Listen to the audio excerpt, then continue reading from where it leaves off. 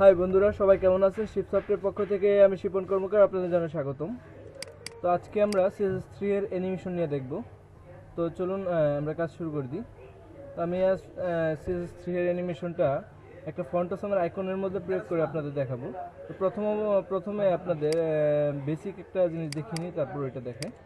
তো আচ্ছা, আমরা এখানে দেখুন একটা HTML আর একটা CSS ফাইল অলরেডি তৈরি করে রাখছি, আর এখানে ফন্টসমের আইকনগুলো লিঙ্ক করিয়ে রাখছি।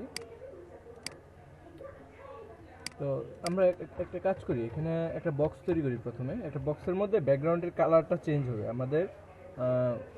প্রথম যখন আমাদের পেজটা লোড হবে তখন যে ব্যাকগ্রাউন্ডের কালারটা থাকবে, এই ব্যাকগ্রাউন্ডের কালারটা থেকে আরেকটা কালারে মানে পরিবর্তন হয়ে আবার আগের কালারে ফিরে আসবে, ওইরকম করবো প্রথমে। তো এটা করার জন্য আমরা একটা বক্স নামে একটা ডিপ নিই আর বক্সটাকে স্টাইল করে দিই। এখানে ডট বক্স নামে একটা ক্লাস নিলাম, ক্লাসটাকে ধরলাম এবং বক্সের ব্যাকগ্রাউন্ড দিই। ধরুন আগে উইডটা দিই, উইড দিই ধরুন 200 পিক্সেল এবং হাইটও 200 পিক্সেল দিই। আচ্ছা, এখন আমরা এটার একটা ব্যাকগ্রাউন্ড দিই, রেড দিলাম। আর এটার আচ্ছা আর কিছু দিতে হবে না। এখন আমরা এটাকে রিফ্রেশ করি, এমন দেখাচ্ছে। আচ্ছা, এখন এটাকে আমরা যখন এই যে প্রথম অবস্থায় এইভাবে রিফ্রেশ করব, তখন এই কালারটা চেঞ্জ হয়ে ধরুন সবুজ হবে, সবুজ হয়ে আবার এই লালে ফিরে আসবে, ওইরকম করব। তো এটা করার জন্য আমাদের প্রথমে একটা অ্যানিমেশন বানাতে হবে। অ্যানিমেশনটা আমরা CSS3 দিয়ে বানাবো। তো অ্যানিমেশন কীভাবে বানাতে হয়? অ্যানিমেশন বানানোর জন্য আচ্ছা, অ্যানিমেশনটা আগে আমাদের বানিয়ে নিতে হবে। বানিয়ে তারপর এখানে অ্যানিমেশনের নামটা ইউজ করতে হবে, যেমন অ্যানিমেশন নেম লিখে এখানে অ্যানিমেশনের নামটা দিতে হবে। তো আমাদের আগে অ্যানিমেশনটা বানিয়ে নিতে হবে, তারপর অ্যানিমেশনের নেমের জায়গায় আমরা এই প্যারামিটারের ভ্যালু হিসাবে অ্যানিমেশনের নেমটা ইউজ করব। তো এখানে আমরা অ্যানিমেশন বানাবো। তো অ্যানিমেশন বানানোর জন্য আমাদের প্রথমে লিখতে হবে যে @ তারপর লিখতে হবে যে কি ফ্রেম, FRAMES ফ্রেম। তো এটা ভুল হলে আপনার কাজ করবে না, এটা একটু দেখে শুনে করবেন। আর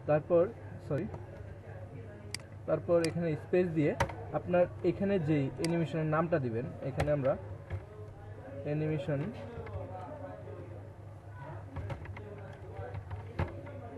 নেম, এই যে এখানে যে আমরা ভ্যালুটা দেব এই প্যারামিটারের, সেই ভ্যালুটার নামটা এখানে দিয়ে দিবেন। যে আপনি যেই নাম চাচ্ছেন, যেই নামে অ্যানিমেশনটা বানাতে চাচ্ছেন সেই নামটাই দিবেন।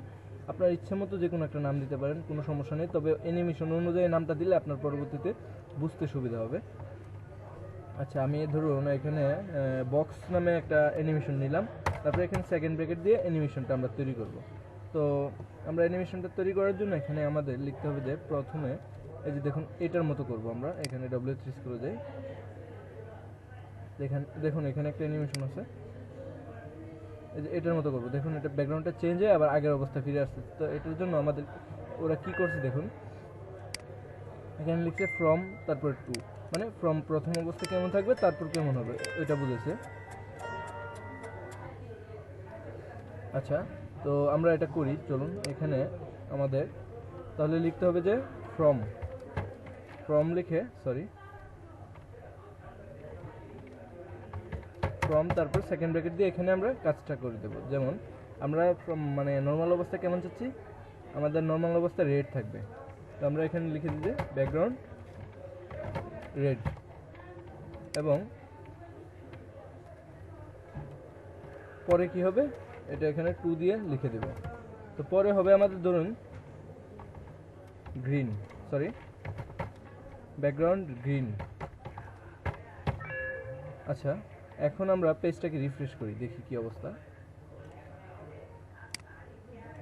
কিছুই নেই, কারণ আমরা এখানে অ্যানিমেশনের নামটা দেই নাই এখনো। এই যে এই নামটা দিতে হবে এখানে ভ্যালু হিসেবে। আমাদের প্যারামিটার কি অ্যানিমেশন। আমরা যখন অ্যানিমেশন ইউজ করব, তখন যে ডিপটাতে অ্যানিমেশন ইউজ করব সেই ডিপটাতে অ্যানিমেশন নেমটা ইউজ করতে হবে।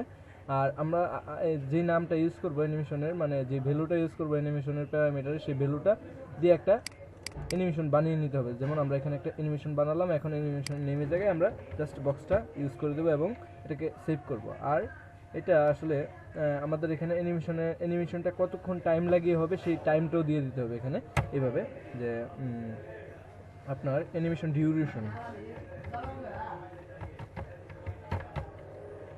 ডিউরেশন কত সেকেন্ড হবে এখানে দিয়ে দেন। ধরুন আমরা 3 সেকেন্ড চাচ্ছি, তো 3s দিয়ে দিলাম। এখন সেভ করি, সেভ করে আমাদের পেজটা আবার রিফ্রেশ করি। সরি, এটা কোন কারণে কাজ করতেছে না, দেখতেছি। আচ্ছা, আমরা দেখি ভুলটা কি এখানে। আচ্ছা, আমাদের এখানে ভুল হচ্ছে কি, আমরা ডিরেকশন দিয়ে ফেলছি, সরি, ডিউরেশন হবে। এখন মেবি কাজ করবে। একটু আরেকবার রিফ্রেশ করি আমরা পেজটা। এখানে দেখুন, আমরা ডিউরেশন না দিয়ে ডিরেকশন দিয়ে দিয়েছিলাম। দেখুন কালারটা কিন্তু চেঞ্জ হয়ে আবার আগের অবস্থা ফিরে যাচ্ছে। তো আশা করি বুঝতে পারছেন এটা কিভাবে করছি। এখানে আমরা ব্যাকগ্রাউন্ড কালারটা পরবর্তীতে দিছি, আবার এটা দরকার নাই, জাস্ট দেখে ট্রাই করছিলাম। দেখুন কাজ করতেছে কিন্তু, মানে আমরা কি করছি, জাস্ট এখানে একটা কি ফ্রেম নিলাম, ঠিক আছে। এগুলো ভুলে যান, আমরা একটা অ্যানিমেশন বানাবো, ঠিক আছে। অ্যানিমেশনটা হবে কি, একটা বক্সের কালারটা চেঞ্জ হয়ে অন্য একটা কালার হয়ে যাবে। তো আমরা এখানে কি লিখলাম, যে কি ফ্রেম নিয়ে একটা অ্যানিমেশন নিলাম। অ্যানিমেশনটা এটা দিতেই হবে অ্যানিমেশন বানানোর আগে। তারপর আসলে এটা একটা অ্যানিমেশন যে সেটা তো চেনাতে হবে, তার জন্য আমরা কি ফ্রেমটা ইউজ করবো, @কি ফ্রেম। তারপর একটা স্পেস দিয়ে আমরা অ্যানিমেশনের নাম দেবো, যে কোনো একটা নাম আপনার ইচ্ছে মতো দিয়ে দেবেন। তারপর ফ্রম, তারপর টু, এগুলোর মধ্যে যেই ডিফল্টভাবে যেটা থাকবে সেটা দিয়ে দেবেন এখানে। আর তারপরে কি চেঞ্জ হয়ে কোন কালারটা হবে বা কি স্টাইলটা পাবে এখানে, উইথ না হাইট, আপনার ইচ্ছে মতো এখানে তা দিয়ে দিবেন। তারপর অ্যানিমেশন নেম, যে ডিবে আপনি অ্যানিমেশনটা ইউজ করতে চাচ্ছেন সেই ডিবের মধ্যে অ্যানিমেশন নেমটা দিয়ে দিবেন। এই যে অ্যানিমেশন নেমটা, অ্যানিমেশন নেমের জায়গায় মানে animation name, CSS animation name লিখে তারপর এটার ভ্যালু এটা দিয়ে দিবেন। আর তারপর অ্যানিমেশনের ডিউরেশন দিয়ে দিবেন। যেমন আমরা এখানে 3 সেকেন্ড দিলাম অথবা 4 সেকেন্ড, বা আপনার ইচ্ছে মতো আপনি দিয়ে দিবেন। তারপর আপনি যখন পেজটা রিফ্রেশ করবেন দেখবেন ঠিকঠাক মতো কাজ করতেছে। তো আশা করি বুঝতে পারছেন, এটা খুব ইজি, মানে একদম বেসিক লেভেলের। আর তারপরে আরেকটা দেখাই আমরা, আরেকটা হচ্ছে কি, আমরা পার্সেন্টেজ দিয়ে দেখাবো। ধরুন এখানে আমরা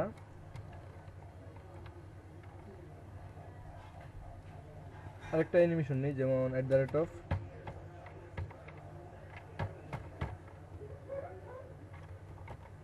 কি ফ্রেমস, সরি,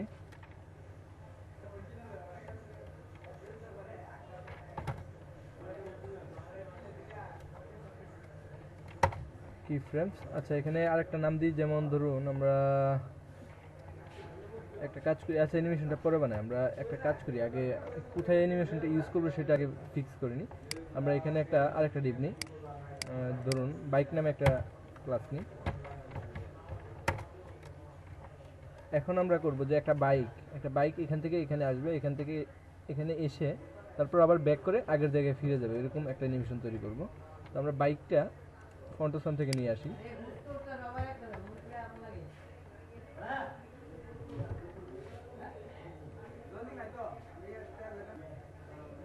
আইকনে যাই আমরা।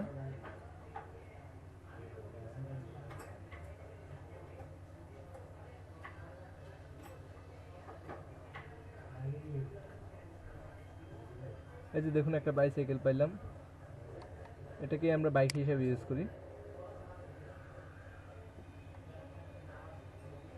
আচ্ছা, বাইকের কোডটা আমরা কপি করে নিই, এখান থেকে কপি করে আমরা এই ডিপের মধ্যে দিয়ে দিই।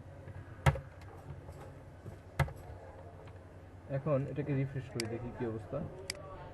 আচ্ছা, এমন দেখাচ্ছে। এটা আমরা উইথ মানে ফন্ট সাইজটা বাড়িয়ে নিই একটু, এখানে স্টাইলটা করে নিই। বাইকের মধ্যে কি আছে, আই, এটার ফন্ট সাইজ কত হবে, 50 পিক্সেল দিই। ফন্ট সাইজ 50 পিক্সেল, আর colour red,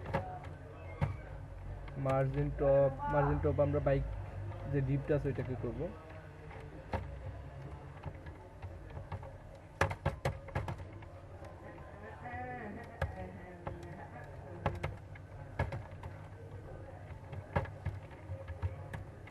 margin top 100 pixel. আচ্ছা, এখানে আমরা যে বাইকটা আছে এটা জাস্ট স্টাইল করলাম, দেখুন জাস্ট এখানে ফন্ট সাইজ দিলাম, কালার দিলাম, আর বাইকের যেই ক্লাস ডিপটা আছে ওইটা উপর থেকে একটু নিচে নেমে আসবে, যেন উপরটার সাথে লেগে না থাকে তার জন্য দিলাম। দেখুন এখন ঠিক আছে, মোটামুটি আলাদা হয়ে গেছে এবং একটু সাইজটা বড় হয়ে গেছে, এখন দেখা যায় ঠিকঠাক মতো। তাহলে আপনি আরও বাড়িয়ে নিতে পারেন, কোনো সমস্যা নেই। এখন আমরা বাইকটাকে দৌড়াবো, মানে এখান থেকে এখানে আসবে, আবার এখান থেকে ব্যাক করে এখানে আসবে। তো এটা করার জন্য আমাদের প্রথমে এখানে আরেকটা, আমাদের এই অ্যানিমেশনটার জন্য আরেকটা কি বানাতে হবে, অ্যানিমেশন বানাতে হবে। আমরা এখানে কমেন্ট দিয়ে রাখি, ধরুন এখানে সিঙ্গেল লাইনে কমেন্ট করি, আচ্ছা এভাবে না, ডবল লাইনেই করি, সমস্যা নেই। এখানে লিখেছি যে বক্স অ্যানিমেশন লিখে রাখলাম, আর নিচে আরেকটা নিলাম, ধরুন আমরা লিখে দিই যে বাইক অ্যানিমেশন। আচ্ছা এখন আমরা অ্যানিমেশনটা বানাবো। আমরা অ্যানিমেশন বানাতে হলে কি লিখতে হবে, প্রথমে @keyframe। তো আমরা এখানে লিখে যে @keyframes, তারপর অ্যানিমেশনের নামটা দিতে হবে। অ্যানিমেশনের নামটা আমরা যে কোনো নাম ইউজ করতে পারি, যেমন আমরা বাইক লিখতে পারি, বাইক অ্যানিমেশন লিখে দিলাম। এখন আমরা বাইকটাকে এখান থেকে এখানে নেব, কিভাবে নেব একটু ভাবুন। এখানে আমরা এভাবে ইউজ করলে হবে না, এটা আমরা পার্সেন্টেজ দিয়ে দেব। যেমন ধরুন 0% যখন থাকবে কী অবস্থায় থাকবে, তারপর আমরা কয়েকটা কন্ডিশন এখানে দিয়ে দিই, যেমন তারপর 25% যখন থাকবে তখন এটা কি করবে, এভাবে আমরা এখানে দিয়ে দিই। আমি পরে বোঝাচ্ছি, জাস্ট এখন লিখতেছি। তারপর 50% যখন থাকবে তখন কি হবে, তারপর দিয়ে দিই 80% যখন থাকবে তখন কি হবে, তারপর দিয়ে দিই যে 90% যখন থাকবে তখন কি হবে, আর লাস্টে 100% যখন কি হবে, যখন যাবে তখন কি হবে। মানে এখানে দেখুন আমাদের বাইকটা তো এখানে আছে, এখন এই পুরো ডিসপ্লেটাকে 100% আপনি ধরুন, ঠিক আছে। তো এখন আপনার যখন এটা 25% যাবে, এই 25% আসবে বাইকটা এখান থেকে, এটা কিন্তু দৌড়াইতেছে, আপনি ধরেন এটা দৌড়াইতেছে, এখান থেকে এখানে দৌড়াইতে আসবে, আর দৌড়টা এখানে নিচে নিচে দেখা যাচ্ছে, আর এখানে ভাবুন যে এই দৌড়টা এদিক দিয়ে দিতেছে, এটা আপনি এদিক দিয়ে দৌড়াবেন কোডিং করে করে, আর এটা দৌড়াবে ব্রাউজারের মাধ্যমে এদিক দিয়ে। তো আমরা এটা কোডিংয়ের মাধ্যমে এদিক থেকে এদিকে দৌড়ায় আনবো, আর এটা এদিক থেকে এদিকে দৌড়ে যাবে। তো আমরা এই সিস্টেমটা করি এখানে। তো যখন এখানে 25% থাকবে তখন এটা মার্জিন লেফট ধরুন 400 পিক্সেল, ঠিক আছে। তারপর এইগুলো দিলাম না, ধরেন 80% যখন থাকবে আবার দিয়ে দিই 80% যখন থাকবে মার্জিন লেফট ধরুন 800 পিক্সেল। আবার যখন 90% থাকবে তখন মার্জিন লেফট 1200 পিক্সেল, ঠিক আছে। আবার যখন 100% চলে যাবে তখন এটা মার্জিন লেফট 0 হয়ে যাবে। মানে 100% গিয়ে 0 হয়ে যাবে বলতে এটা আবার আগের জায়গায় ফিরে যাবে 100% গিয়ে। আচ্ছা এখন আমরা এটাকে ইউজ করে দেখি কি অবস্থা। এই যে অ্যানিমেশনের নামটা এখান থেকে কপি করলাম, তারপর আমরা বাইকের মধ্যে অ্যানিমেশন নামটা ইউজ করি, যে অ্যানিমেশন নেম বাইক অ্যানিমেশন। তারপর এটার একটা অ্যানিমেশন ডিউরেশন দিতে হবে, ডিউরেশন 4-5-6 সেকেন্ড দিলাম। তো এখন আমরা এটাকে ব্রাউজারে ওপেন করে দেখি কি অবস্থা, কাজ করে কিনা। তো দেখুন কাজ করতেছে, কিন্তু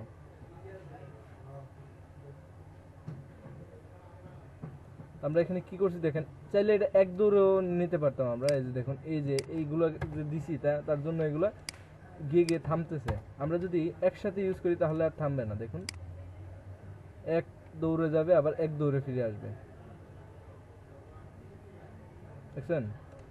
তো আমরা এখানে ধরুন স্টেশনে গিয়ে যেহেতু থামে তো গাড়ি, আমরা প্রতিটা স্টেশনে থামিয়ে নিচ্ছি। এখানে দেখুন 50% আবার মার্জিন লেফট এখানে আরেকটা স্টেশন তৈরি করি আমরা 600 পিক্সেল দিই, মার্জিন লেফট 600 পিক্সেল। তো দেখুন এখন প্রতিটা স্টেশন, কয়টা স্টেশন বানাইছি, 1 2 3 তিনটা স্টেশন, 4 নাম্বার স্টেশন এখানে গিয়ে 1200 পিক্সেলে যখন যাবে আবার 100% গিয়ে আবার আগের জায়গায় ফিরে যাবে, স্টেশন এখানেই শেষ হয়ে যাবে। দেখুন আসতেছে, থামতেছে, আবার যাচ্ছে, তো থেমে থেমে যাচ্ছে, কিন্তু প্রতিটা স্টেশনে ওয়েট করতেছে, আবার আগের জায়গায় ফিরে আসতেছে। তো এইভাবে আমরা অ্যানিমেশনগুলো তৈরি করতে পারি। এখন আমাদের কথা হচ্ছে গিয়ে ধরুন গাড়ি তো যাচ্ছে, তো গাড়িটা যদি গিয়ে আবার উল্টা ফিরে আসে তাহলে তো সমস্যা, এটা গাড়িটাতে তো ব্রেক কাটিয়ে আবার আনতে হবে, তাই না? তো তার জন্য আমরা এখানে একটা কাজ করতে পারি, যখন 90% যাবে গাড়িটা ঘুরে যাবে, এরকম সিস্টেম করে দিতে পারি। যেমন আমরা এখানে ট্রান্সফর্ম ইউজ করতে পারি, transform rooted rooted Y use করি। এখানে ওয়াইয়ের কাজ কি আমরা অলরেডি জানি। ধরুন 130 পিক্সেল 30 ডিগ্রি দিলাম, এখানে গিয়ে এটা ঘুরে যাবে। তো আমরা এখন এটাকে রিফ্রেশ করি, আবার দেখুন যাচ্ছে যাচ্ছে যাচ্ছে, এখানে এসে ঘুরে যাচ্ছে, তো ঘুরে আবার ব্যাক করে আগের জায়গায় ফিরে যাচ্ছে। তো এটা আমরা এখানে ইউজ না করে 100% গেলে এটা এটা কাজ করবে ওইখানে দিতে, তাহলে মনে হয় ভালো লাগবে। আপনারা এভাবে দিয়ে দিয়ে দেখবেন, দিয়ে দিয়ে দেখলে আসলে মানে ক্লিয়ার হয়ে যাবেন। আমি আসলে সব কিছু টিউটোরিয়ালের মধ্যে বোঝানো পসিবল, আমি জাস্ট আপনাদের এগুলো কীভাবে ইউজ করতে ওইগুলো বুঝিয়ে দিচ্ছি। দেখুন যাচ্ছে, এদিকে এসে আবার ঘুরে যাচ্ছে, তো ঘুরে আবার ব্যাক করে চলে যাচ্ছে। তো আশা করি বুঝতে পারছেন এই অ্যানিমেশনগুলো কীভাবে তৈরি করতে পারবেন। তো আপনারা যদি ট্রাই করেন আরও সুন্দর করে করতে পারবেন, কোনো সমস্যা নাই। তো ধন্যবাদ, আজকে এই পর্যন্তই। আপনারা এগুলো প্র্যাকটিস করবেন, নিচে আরও দেখানো আছে অনেকভাবে, এগুলো দেখবেন আপনারা। মানে এই যে দেখুন আমাদের এটা আপনাদের হোমওয়ার্ক থাকলো, এই যে দেখুন এভাবে স্লো স্লো যাচ্ছে, আবার ব্যাক করার সময় স্পিডে না আসে, আবার স্লো এভাবে যেভাবে গেছে এভাবে স্লোলি এভাবে আসবে, ওই সিস্টেমটা আপনারা করবেন। এটা আপনাদের হোমওয়ার্ক থাকলো, এগুলো করার ট্রাই করবেন। আর যদি না পারেন আমাদেরকে অবশ্যই জানাবেন। এই যে দেখুন এখানে সব কিছু দেওয়া আছে, আপনারা এগুলো দেখবেন। আমি আর ডিটেলস বলতেছি না, তারপরে আরও অনেকগুলো আছে, এগুলো দেখাতে হবে। তো ধন্যবাদ, সবাই ভালো থাকবেন। আর কোনো প্রবলেম হলে অবশ্যই আমাদের গ্রুপে জানাবেন।